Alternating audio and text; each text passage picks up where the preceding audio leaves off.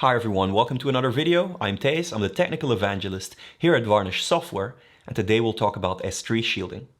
S3 is short for Simple Storage Service, and it's an Amazon Web Service, one of the original ones when the AWS cloud was launched. It is a cloud storage solution, not as in files on the disk, but as in objects stored in an S3 bucket transferred over an HTTP API. There are some challenges when using it at scale, and it requires shielding. And I'll explain what it needs to be shielded from, very specifically, and I'll explain why Varnish Enterprise is an excellent candidate as an S3 shield, not just to accelerate S3 buckets on the Amazon cloud, but also alternative storage solutions that offer an S3 interface. Me and my colleague Adrian, who will be joining me shortly, will provide a lot of context, will provide a lot of use cases, and we'll do all-around education about these topics of S3, cloud storage, and acceleration of large volumes of data on the internet. So without any further ado, allow me to introduce my colleague Adrian, and let's get started. Hi Adrian, thanks for joining me for our video. I would like you to introduce yourself first so our audience knows who you are and where you fit into our organization. Sure, thank you, Thijs, and welcome everyone. Thanks for giving us your time. My name is Adrian Herrera. I'm the GM of North America and CMO. So I sit in California, but we're a global organization. We have offices around the world.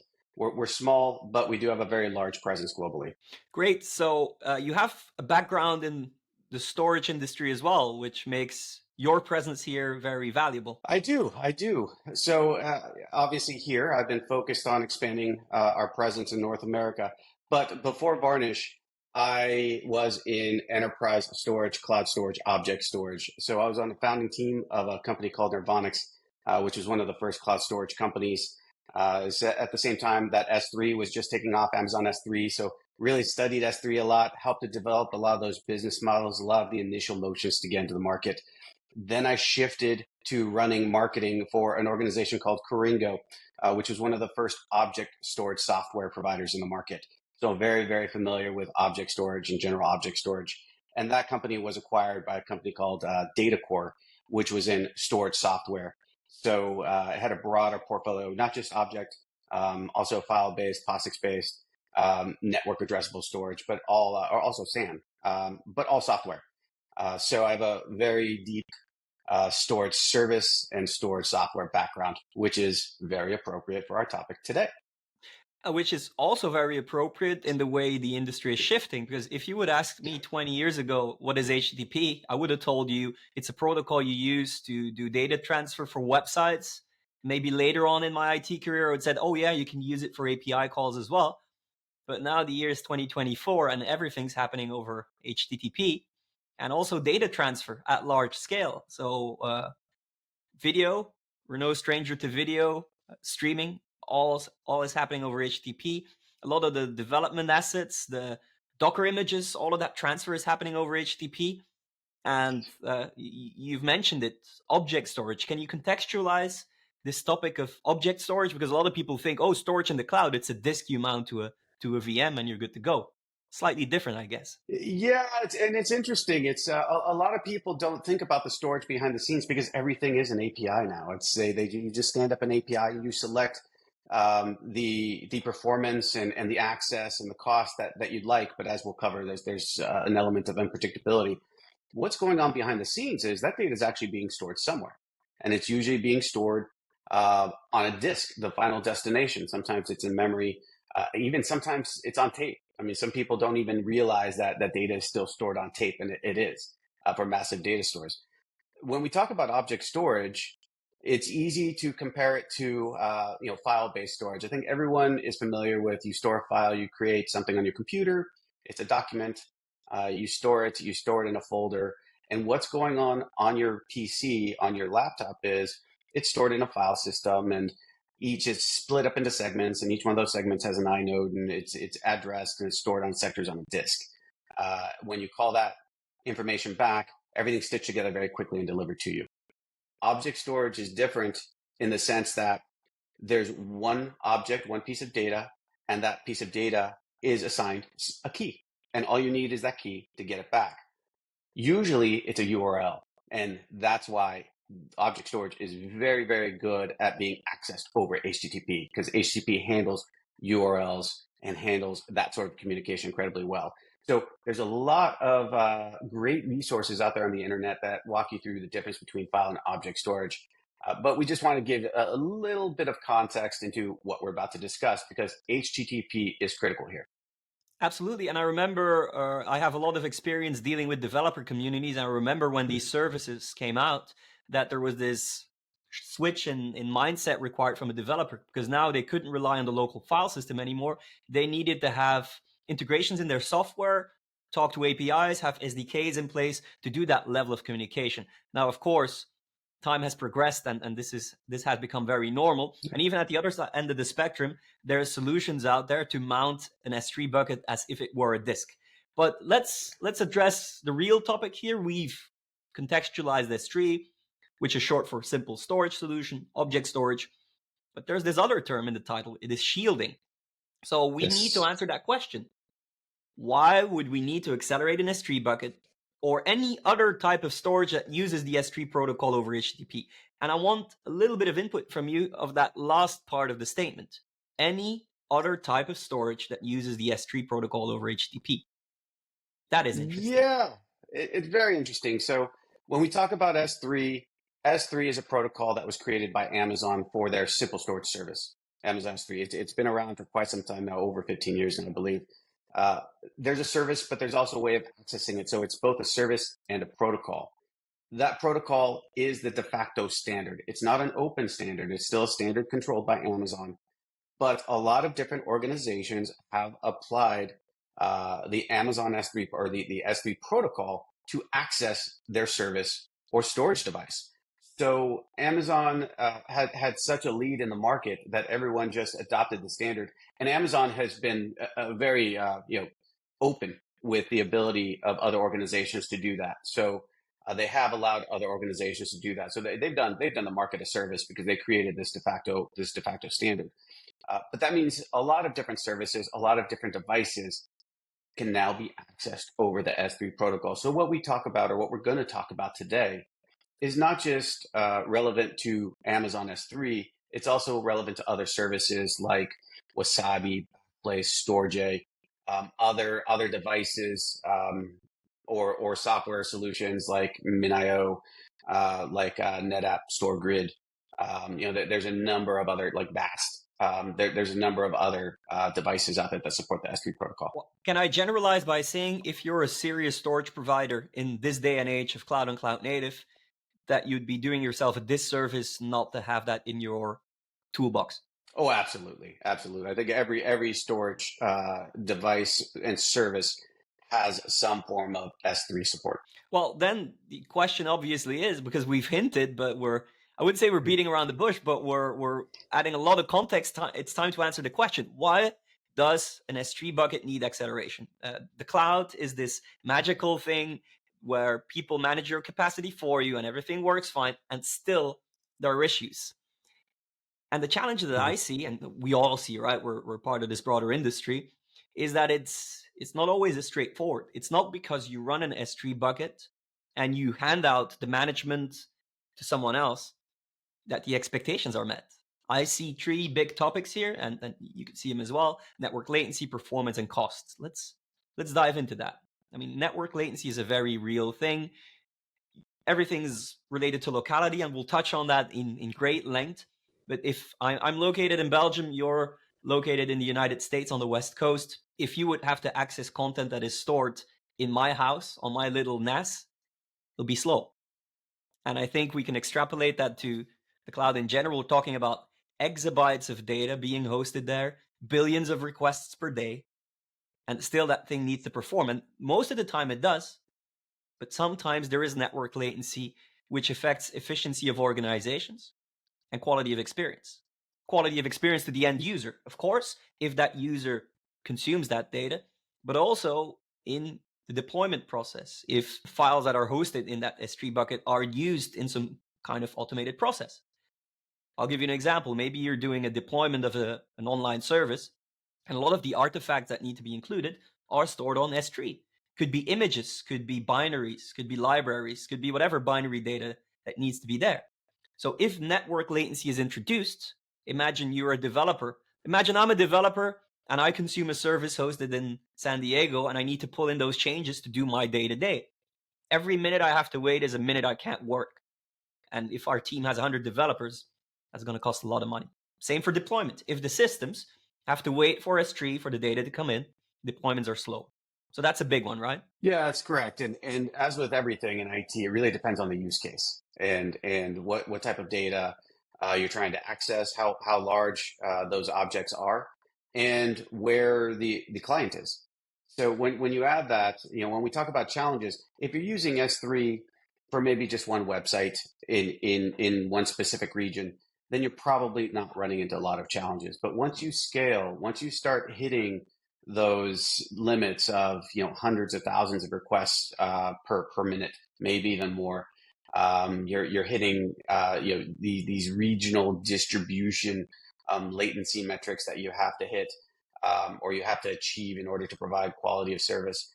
Then this is where it really starts to become a challenge. So maybe we could throw a few use cases out there. You touched upon the DevOps and CI/CD use case. We see this a lot with Docker images and Yeah, Docker deployment of images artifacts. is a big one, right? So for the sake of efficiency, tools like Docker images and also orchestration of those Docker images in Kubernetes and other cloud native platforms is a way, and again, it relates back to the cloud, is a vendor agnostic cloud platform potentially hosted on your laptop. And by standardizing on those ways of orchestration and those containers, it's a lot easier to onboard developers. It's a lot easier to go from development to staging to production. It's a lot easier to go through these motions. However, if you need a gigabyte-sized Docker image to do your work, and you're working with a team of 100 people and these things change all the time and you need to pull them in, it's a gigabyte every single time. And the faster you get it, the more efficient we'll get. Yeah, exactly. And a lot of the times that data is the same. And we'll go into why using a cache is great for delivering the same type of data in a bit. We'll throw out a few other use cases, financial services, transactions to feed different financial models. We're seeing this as a trending use case. Web data, so advertising, delivering advertising, capturing analytics, capturing log files, those kind of use cases. So whether it's a big file, like you just mentioned, Thijs, or whether it's many, many small files, as long as it's about access and heavy read workloads, then a cache is a great way to optimize that. And there's an element we didn't touch upon. We talk about what comes out in terms of quality of experience, but there's also the quality of service. Luckily, in the cloud, you don't have to worry about that, but it is a factor. Like, how constant is the network latency based on how hard these systems get hammered? It's a black box to us. It's abstract. We have no idea. But we can categorize them as network latency and performance, but cost is a huge one. Like, everyone is in a position where they want to reduce operational cost, capital expenditure as well. But since they already moved to the cloud, a lot of that is OpEx, but it's not cheap to run S3. Yeah, that's true. That's true. And we have helped optimize the solutions where they're just spending a few $1,000s a month. But it's not uncommon for us to come in and help organizations at a much, much larger scale. These are the organizations that have the direct relationships with Amazon, with other service providers, where they have signed on for millions of dollars a month, and we come in and we're able to optimize specific parts of those workloads in a way that Amazon actually agrees with the approach of optimization, because ultimately it's enabling the utilization of other services across AWS, and we do the same for GCP and OCI and others. So again, cost is variable. It really depends on what you're achieving in the market from a revenue perspective, but this is one of the primary drivers of people looking into cache. They hit some form of limit from a budget perspective, or some form of limit from an overall use case or performance perspective. Well, I've laid them out here. There's different kinds of cost. Of course, there's the storage cost itself. The bigger the data, the more expensive it gets to host. And I won't pretend that our solution is targeted at that. It's more of the consumption cost that we're battling. API access, of course. You get charged every time you do a read operation, a write operation, but also the data transfer, and that's the biggest one. Cloud egress costs, as mentioned earlier, they're very, very, very real. And a lot of companies spend a lot of money on data transfer in the cloud and are actively looking at reducing that. So let's go to the next one. Let's put that in context. And as we discussed earlier prior to hitting the record button, so many of these challenges are related to locality. And you'll see that throughout. Nearly every point in these 5 bullet points you have here are related in some way, shape, or form to locality. And if I read it verbatim, a lot of the challenges are related to the locality. Where is your data located? And where are you consuming the data from? And maybe you have some extra color commentary on the aspect of cloud egress charges?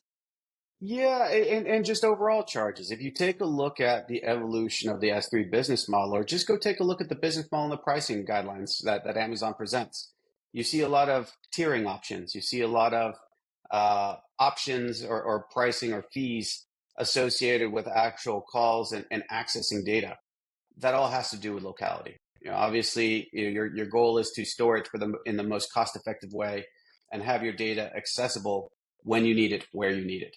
And because of that, you do have to optimize where it's located. You do have to optimize how quickly it is being accessed.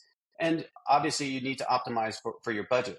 So there's an element of that in everything you see here. Cloud egress charges. I think this is the one that's the most surprise to organizations. This is the one that when it becomes very painful and when it starts to compound over time and it's a monthly recurring fee, the one that we hear is the most challenging for organizations if they weren't able to predict it.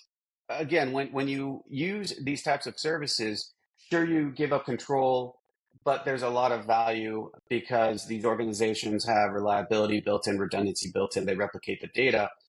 But again, you're giving up control for that. And when you need to get that data back, that's when it really costs a lot of money.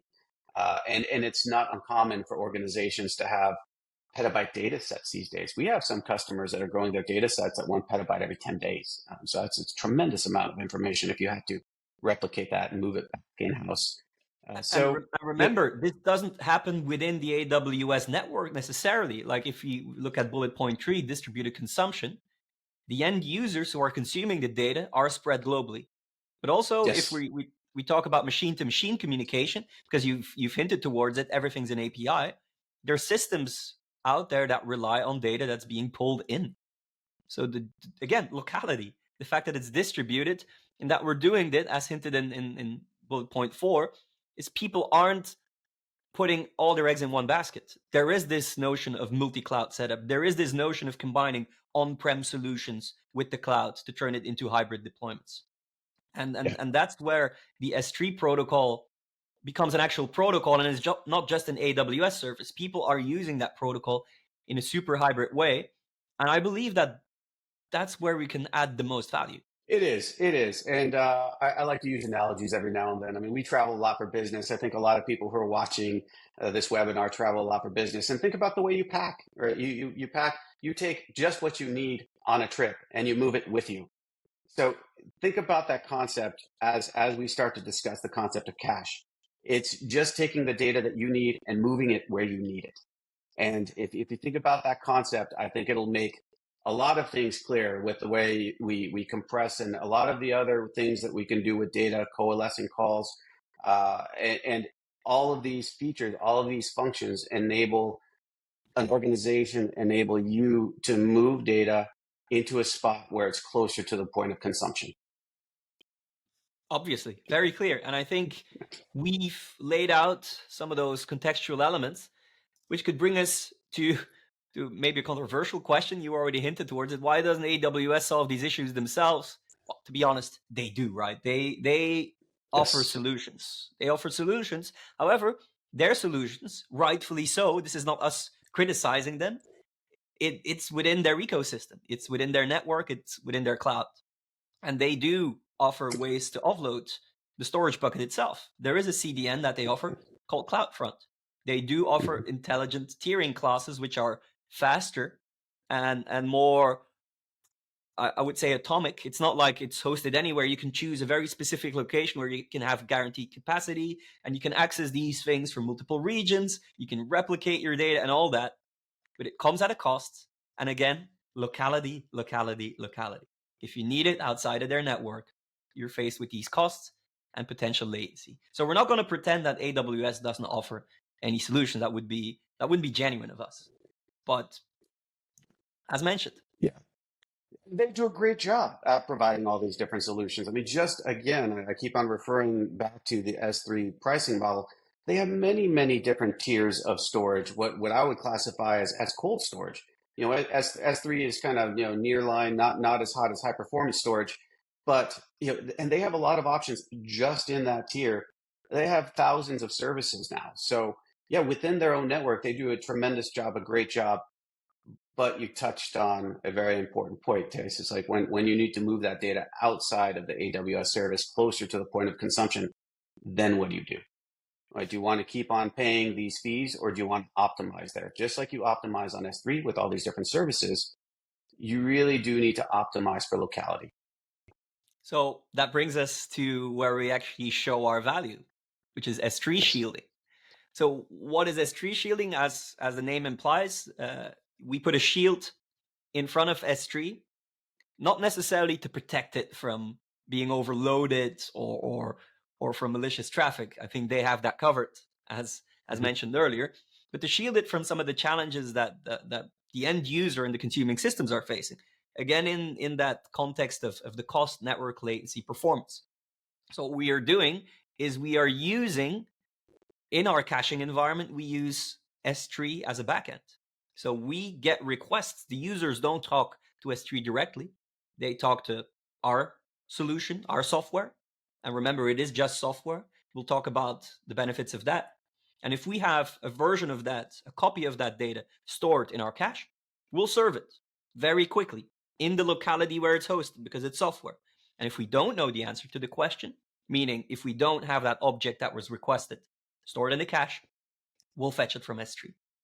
And by storing it in a very distributed way, maybe you'll have storage devices using our acceleration and our shielding in different locations across the globe.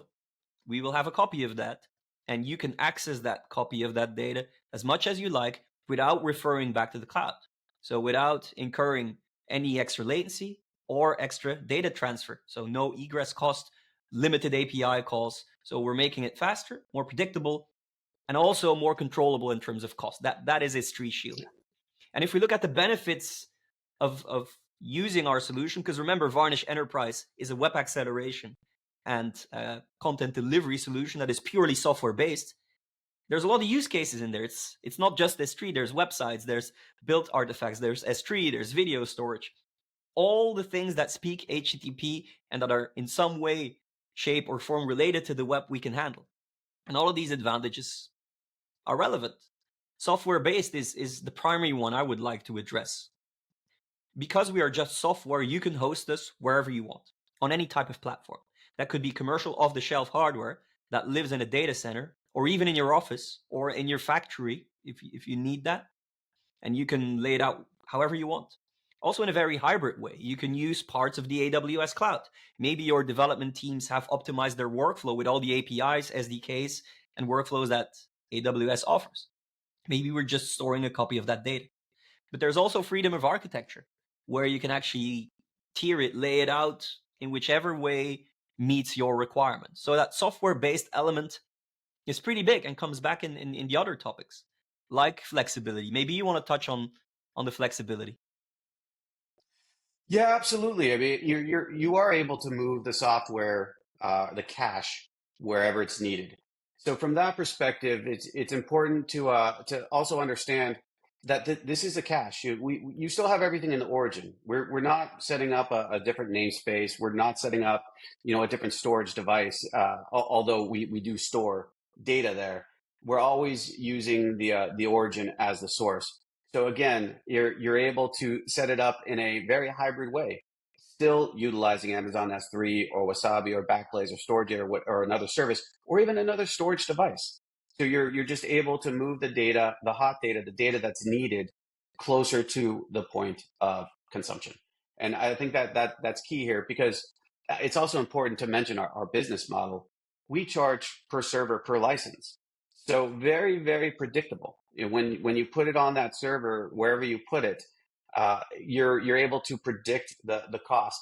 And because of that, if you think of the shield concept, we're also shielding you from a lot of the different API calls, a lot of the different egress fees that you normally would pay. That's being delivered directly from Varnish itself. So we are protecting you and your application from all those added charges and all those added fees. So when we talk about flexibility, that's really what we're talking about. And if you are in an environment where if you use the actual internet, not just use it in an intranet domain of application, if you're using the actual internet and you have favorable peering agreements or you have good network coverage yourself, then I wouldn't call it free, of course, but that will heavily, heavily reduce it, because now you don't have to send it to Amazon anymore. You can architect your network itself. Because what you are basically doing, or maybe I'm stretching it a bit, is you're building a CDN if you need to. If you have multiple points of access, you are building a collection of network caches that are interconnected, that store a copy of the data. If that isn't the definition of a CDN, I don't know. So you've built your own CDN. How small or how big you're making it, you have built this yourself in a very hybrid way. And what makes it different from using CDNs that Amazon offer or the other CDNs is, again, the fact that it's just software, and that it's not only flexibility but also performance and efficiency. We'll talk about those numbers when we justify the use of Varnish, because now we're justifying using an S3 shield. But there's an element of efficiency there in terms of network latency, handling this at scale with large concurrency, and delivering the performance that the users deserve. But for an organization, they also want tighter control. And there's a little bit of a paradox going on, because they want all the control, but still they don't want to abandon the as a service model that the cloud offers. A lot of organizations like that. The API calls, the fact that they don't have to manage everything. But you still have a level of control by using an S3 shield. You can control the caching and the delivery behavior. The cache is just an element. There's a networking aspect of it. Here's the infrastructure aspect of it. You can control that. And you can control the cost if you have existing hardware. If you work, maybe you have colo space reserved in a data center. Maybe you have your own data center. Who knows? You can control that. And because it's not a black box, we are known for our observability. So you can look at whatever is going on and place that in the right context from a predictability point of view, from also seeing what goes through in terms of traffic numbers, concurrency, number of requests, all of that. And the final one, before we start actually justifying Varnish, is also the nature of security. Security is a big one, isn't that? Is that the case, Adrian? Security is a huge talking point. It is a huge topic, all the way, obviously securing the data in flight and at rest. And also now we're seeing regional and data sovereignty issues coming into play. I think everyone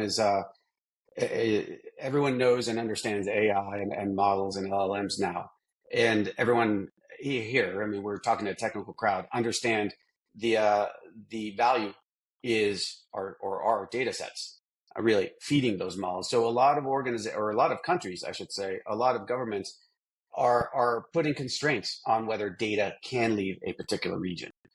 So that's very, very important. So these solutions, these hybrid solutions, where you're able to ensure that the data stays within a particular region, are becoming increasingly important. And our purpose as a software vendor who targets those specific markets is to ensure that they can stay within the framework they're used to working. It's not like you throw everything from the as a service model overboard. I think that's an important topic. And that's an underlying theme here is we're not saying replace. You mentioned it earlier on. We're not replacing object store. We're fixing some of the scalability issues and challenges with accessing that data, with accessing your data on object storage or cloud storage. In a very protocol native way. You will keep using that S3 protocol. We'll just be, so to speak, the man in the middle handling that data and making it more efficient, or enhancing the security, or making it faster, making it controllable in terms of cost. Now, I think it's time we talk about Varnish itself, because we've been around for a long time and we have many, many use cases. The common denominator here is it is HTTP. HTTP is not one thing we do. I'd argue it's almost the only thing we do. If it speaks HTTP, we can accelerate it.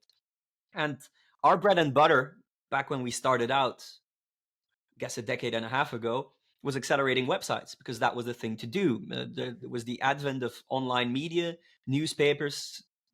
Those organizations were in big need of level of acceleration. Along came APIs, along came storage, along came video. Now we're in full-blown AI mode that is heavily relying on data. And we offer a solution that is highly efficient. Now, we've said that time and again. Yes, we're very efficient, we're very fast. What does that mean? Well, we've had our software benchmarked. We work with Intel, who uses our software to see from a content delivery perspective how good their own chipset is. So it works both ways. We know how fast our software is, and they see how efficient their hardware is. And we came out at, and correct me if I'm wrong, if that's no longer the latest number, 1.5 terabits per second on a single machine, right? Yes, in a single 2U server. And again, this is in a lab. So it's very, very structured performance test, but it showed almost near line data transfer, from the disk out to the NIC. And we did it in a very, very efficient way, 1.4 gigabits per second per watt, where we weren't taxing the CPU at 100%. I think we're somewhere about 50%, 50, 60%. So there's a lot of CPU left there. So we But do also we do it in a energy very efficient way. consumption. That's a big topic, Yeah. and it's not the topic of today. We can go down the rabbit hole on energy efficiency, and in Yeah. environments where you want higher density in the data center, we can do more with less. Yeah, we do more with less, and it is. I do want to caveat that is in the lab. What we're seeing in production deployments is about 70% of those numbers, but still very, very valuable from an overall efficiency perspective.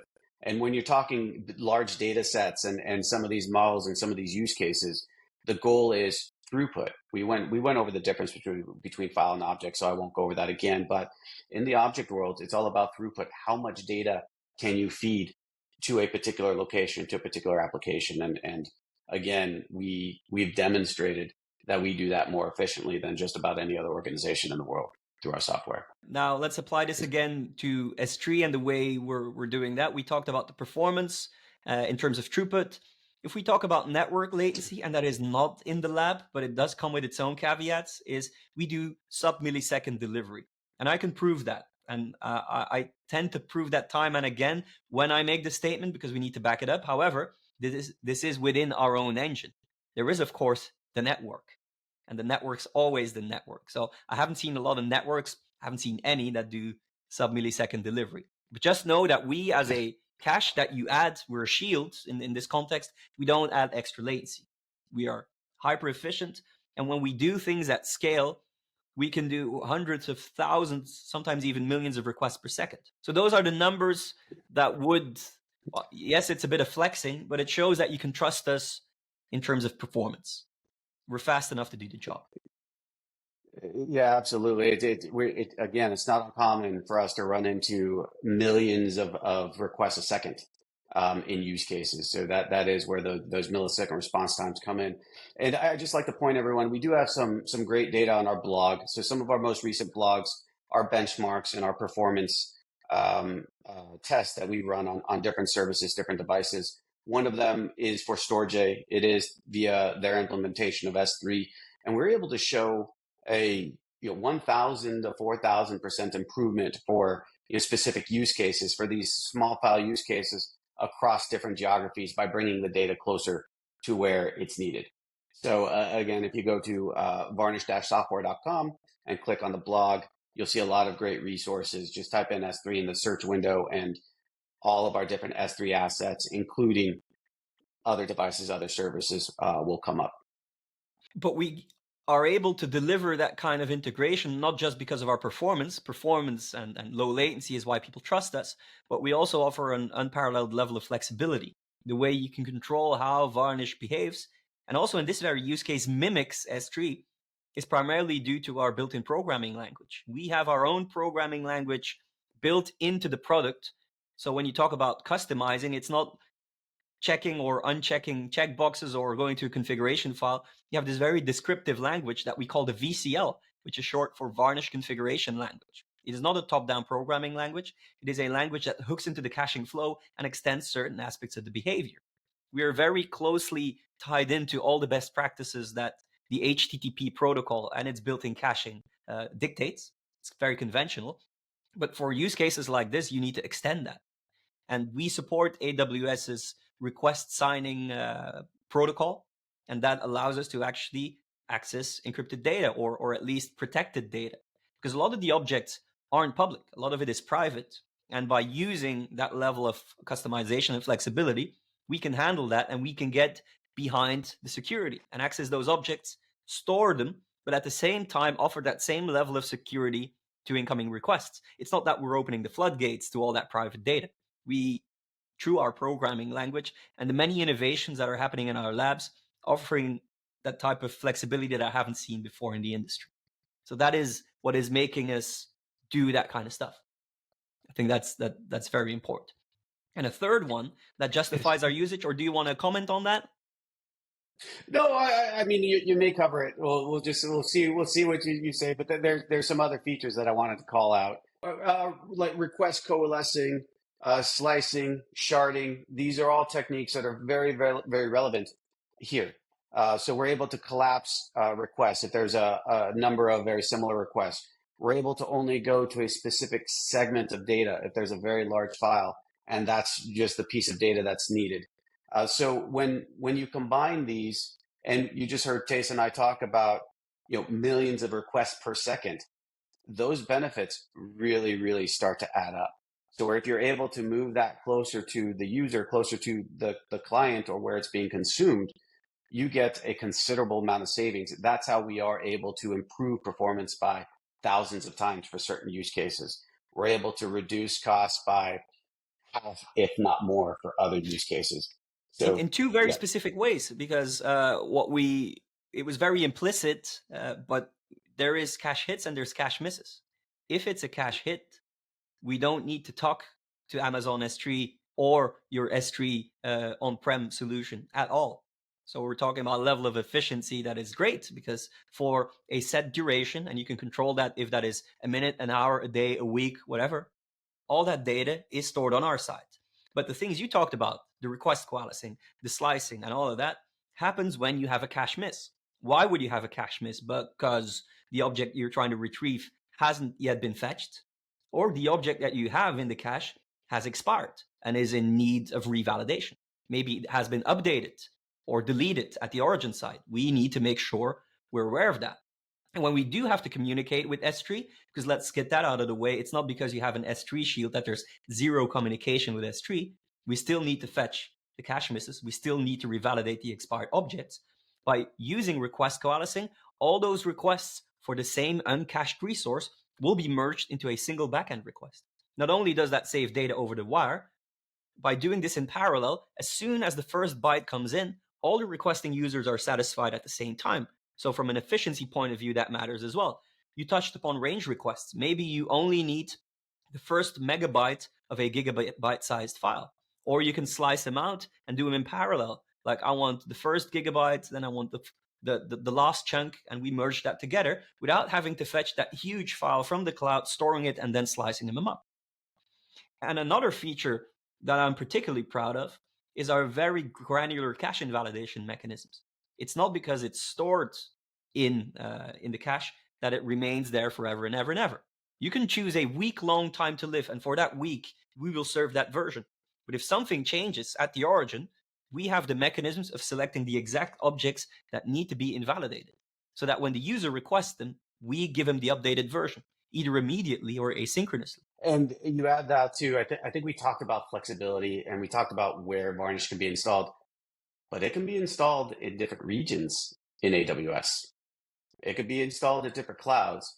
So this isn't just an on-prem solution. You can install us in the cloud, complete cloud environment in 2 different distributed regions and still benefit from optimization.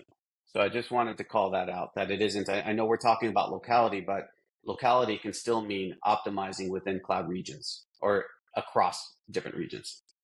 Another benefit of it being just software. So Adrian, I almost want to wrap it up, but what I do want to give you the opportunity to do is maybe highlight some other talking points, some use cases, some other analogies you have. Yeah, I think just summarizing some of what we said earlier.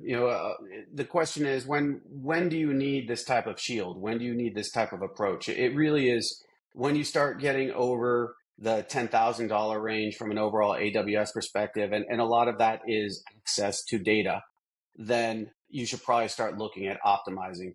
And we see that most often in DevOps use cases, CI/CD use cases. We mentioned Docker images, deployment of artifacts. A lot of times, these artifacts are growing in size, hundreds of megabytes, if not gigabytes in size. We're a great way to optimize that for distributed teams. Financial use cases, whether that's financial transactions that you need to display. Maybe I know this isn't the financial world, but betting sites, feeding model data, any sort of data aggregator. We're seeing a need in sports betting and sports aggregation of data. This is a great way to optimize the transfer and the access to those data sets. What I would classify as more traditional web data sets, whether that is web pages, high transaction web pages, websites, but we are seeing a lot of momentum right now into the advertising space, being able to serve advertising and also serve a lot of the analytics around that advertising data, since we know a lot of it is becoming very, very customized and targeted. We're a great way to do that. Really, anytime you need to provide access to data, whether those are large data files or small data files, and the backend origin needs to be over HTTP or the access is over HTTP, we're a great way to solve those challenges, those issues, and optimize costs. And I would just direct and point everyone to our website, varnish-software.com. And a lot of the most current tests and a lot of the most current reports there, it's in our blog. So if you go up to the right-hand corner of our site, there's a blog. You'll also see a Talk to an Expert button on every page. So that would be the next step. If you're interested in seeing exactly what we can do for you, we recommend talking to an expert. We can do an analysis of your use case, analysis of how much we'd be able to save, and you can get started quickly. I mean, Thijs, how long do you think it would take to stand Varnish up and put an S3 shield in front of a S3 origin?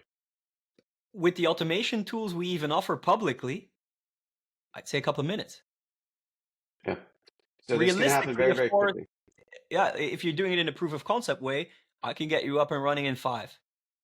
However, in production grade environments, you want to do your due diligence, you want to do some architecting, but we have different ways of automating that. We have Ansible scripts, we have cloud init scripts for that. We can do it with Terraform. There's so many ways, and there's so many infrastructure as code products out there for which we probably have some sort of recipe to get you started real quickly. What that means is we spin up a Varnish server for you. We customize the VCL, and we take in what your endpoint is of your S3 bucket, along with the access key and the secret key, and that way we can have access to your data. And again, literally be up and running in 5 minutes in a POC kind of situation. So yeah, why not try it? Why not reach out to us and give it a go? And I think that's a great way to give you, the audience, a call to action, to see it for yourself and to see that it's for real. You can try this out yourself very easily. So I'd say thank you for watching, ladies and gentlemen, and thank you for joining me, Adrian. It's been a pleasure, and I hope to you, the audience, there was a level of education there and also a level of inspiration. So thank you very much. Thank you, Thijs. Thank you, everyone.